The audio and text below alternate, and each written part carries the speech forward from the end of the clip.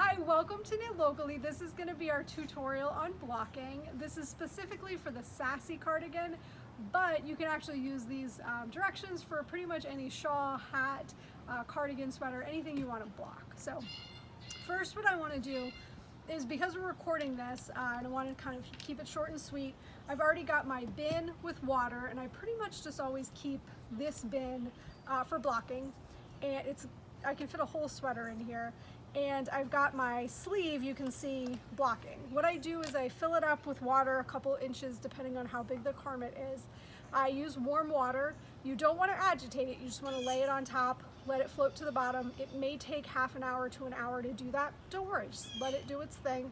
It means all the fibers are getting saturated. And I fill it with a little bit of soak or eucalyptus or whatever wool wash you're going to use, and just follow the directions on the bottle. It'll tell you. I think I use soak, and it typically is about a teaspoon per gallon is what they recommend. So when it is floated to the bottom, everything is saturated, I pull my piece out, and you can see it's soaking wet. I just give it sort of a gentle squeeze. You don't want to strangle it. At this point you can either wrap it in a towel, or I have my handy dandy salad spinner that I got at the thrift store, and I just sort of gently throw it in there, just blow it, kind of evenly around, and then spin it. You would be surprised at how much water this pulls out. It's actually off center, so just a little bit of water right this second. But so you end up having to do this just a couple of times. I'll just do it one more time.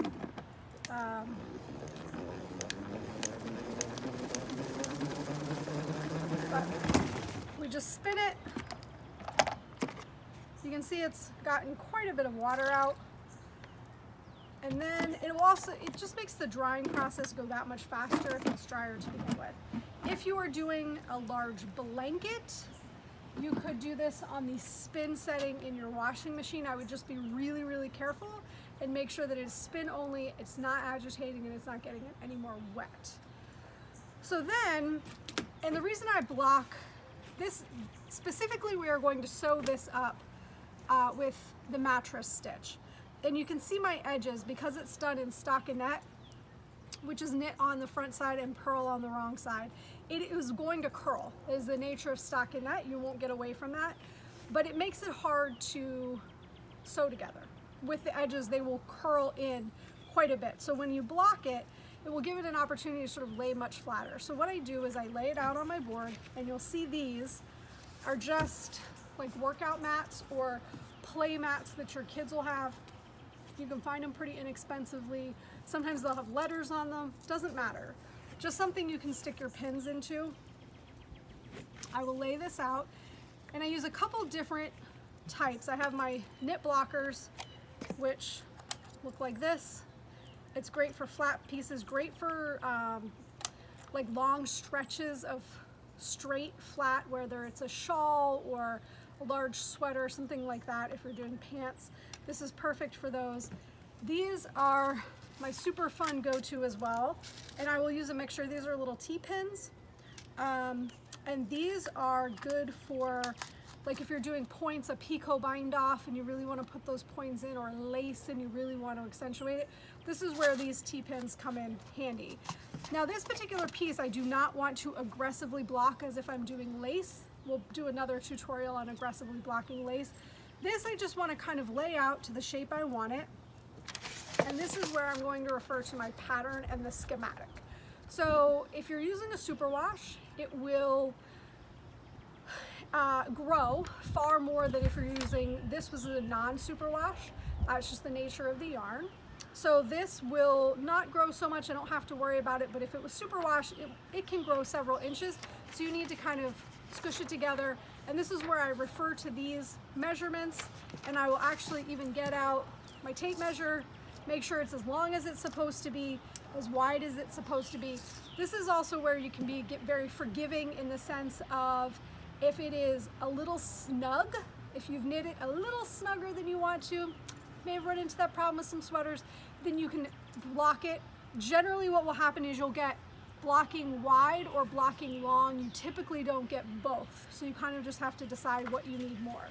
So what I'll do here is if I go to my schematic, this one is supposed to be 17.5 long from here to here. So I will measure my piece, and we are actually 19 inches. So that's a little long. So what I'm gonna do is I'm actually going to just snug it in a little bit so it is closer to 17. So you can see how it doesn't take much for me to just pin it into 17.5. So now that that is done, I'm going to take my stitch mark, or my blockers here, and see how I'm rolling that edge.